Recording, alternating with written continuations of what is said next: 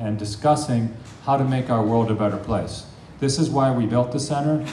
We built it for shalom, for salam, for all of us. And so I have one thing to say to you, and that is that some of us are different religions, and some of us come from different countries, and some of us are darker and lighter, different names, women, men, but all of us are part of the same human family.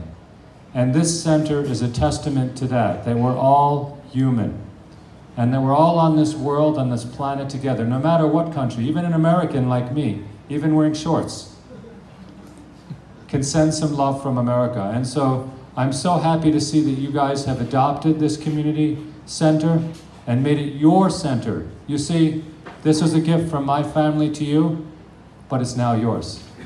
And I want to say thank you for owning it and making it full of life. L'chaim. Thank you so much for making our center a reality, and every one of you contributing your soul and your light to our center. So thank you so much.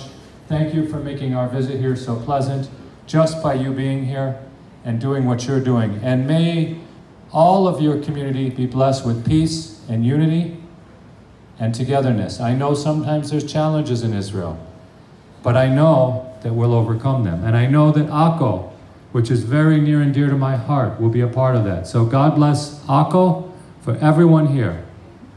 Salam, shalom.